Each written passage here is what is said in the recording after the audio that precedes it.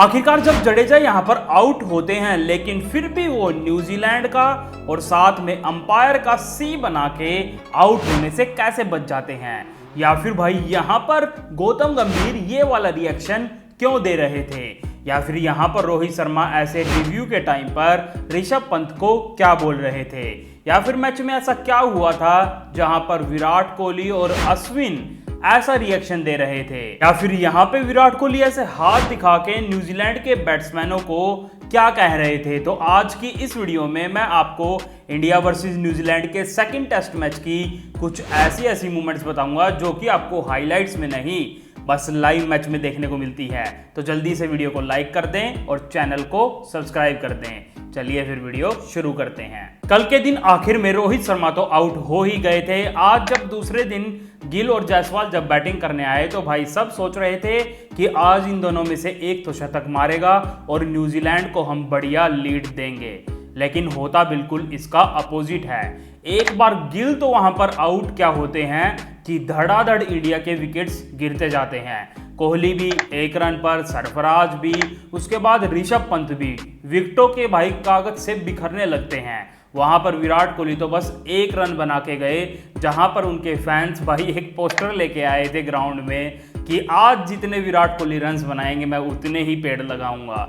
बेचारा भाई एक ही पेड़ लगा पाएगा। फिर तो भाई रविचंद्रन अश्विन भी आउट हो गए। वहां पर भाई आप गंभीर का रिएक्शन देख सकते हैं कैसा था। साफ साफ टेंशन उनके चेहरे पर दिख रही थी, क्योंकि जो उनका गंभीर एरा था वो हमें फेल होता हुआ दिखाई दे रहा था। लेकिन जब वहां पर जडेजा और वॉशिंगटन सुंदर बैटिंग कर रहे थे तो भाई जडेजा ने एक ऐसी मूवमेंट कर दी कि वहां पर सारे बल्लेबाज जब आउट हो रहे थे उस मूवमेंट के चलते रविंद्र जडेजा जरूर आउट होने से बच गए। जब वो बैटिंग कर रहे थे वहां पर मिचेल सेंटनर उनको बॉल डाल रहे थे तो उनके बैट पे बॉल लग के फिर पैड पे लग के एकदम से कैच उठती है और वहां पर न्यूजीलैंड का एक प्लेयर बढ़िया डाई मार के पिच पे ही तगड़ी कैच पकड़ता है। सारे अपील भी करते हैं लेकिन अंपायर वहां पर उसको आउट देता ही नहीं है, क्योंकि वहां पर जडेजा भाई ऐसा मुंह बना रहे थे जैसे तो उनके बल्ले पे बॉल लगी ही ना हो। और फिर वहां पर उनका ये रिएक्शन देख के न्यूजीलैंड ने भाई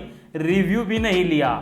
लेकिन जब रिप्ले में देखने को मिला कि भाई यहाँ पर तो बैट पे एज, वो भी मोटी वाली एज लगी थी, यहाँ पर जडेजा आउट हो सकते थे, लेकिन उन्होंने न्यूजीलैंड का तो साथ में सी बनाया ही और अंपायर का भी बना दिया। और वो एक लौते ऐसे खिलाड़ी थे जो जल्दी आउट होने से बच गए। और जब यहाँ पर जडेजा बच गए तो भाई उन्होंने तो सोचा अब तो मेरे को चौके छक्के मारने चाहिए, क्योंकि अब किस्मत मेरे साथ है। उनसे भाई 2 चौके और 2 छक्के लगते हैं, लेकिन फिर वो भी आउट हो जाते हैं। और इसके बाद जब वॉशिंगटन सुंदर बैटिंग कर रहे थे तो रोहित शर्मा और गौतम गंभीर ने सिराज के हाथों कोई मैसेज तो भिजवाया, लेकिन कोई काम नहीं आया। वहां पर इंडिया भाई ऑल आउट हो जाती है, वो भी बस 156 रन पर। फिर हमें लगा कि भाई इंडिया के बल्लेबाज जब इतनी जल्दी आउट हुए हैं तो न्यूजीलैंड के तो और जल्दी होंगे, क्योंकि उनको तो स्पिन खेलनी आती ही नहीं है।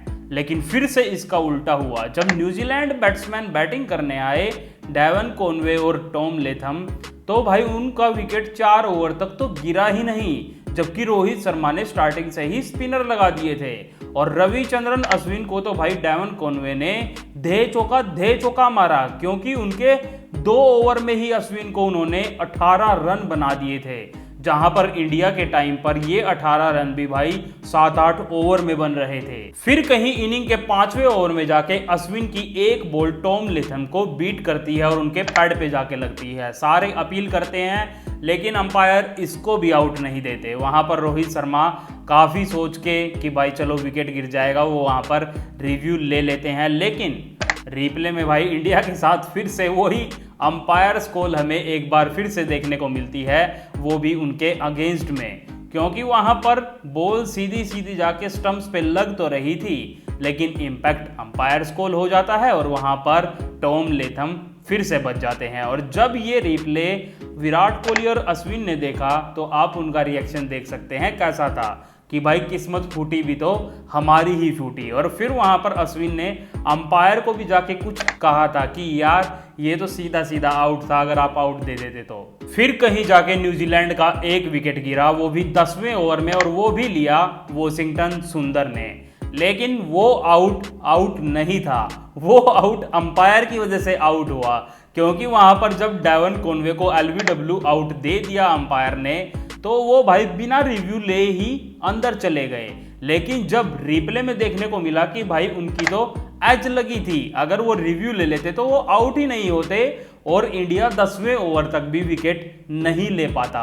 ये तो भाई अंपायर की मेहरबानी थी कि इंडिया को पहला विकेट दिला दिया। और फिर इसके बाद तो भाई न्यूजीलैंड वाले इतनी बढ़िया बैटिंग करते हैं कि उनका एक विकेट भी इंडिया की पूरी मशक्कत करने के बाद गिर रहा था, क्योंकि अश्विन जब पैड पे बॉल मार रहे थे, अपील कर रहे थे, रिव्यू भी ले रहे थे, तो वहां पर भाई वो विकेट्स को बॉल मिस करती थी, तो वहां पर भी आउट नहीं मिल रहा था। सारे प्लेयर्स यानी कि रोहित शर्मा, सरफराज खान अपने सिर पे ऐसे हाथ रख के भाई अपनी किस्मत को फोड़ रहे थे।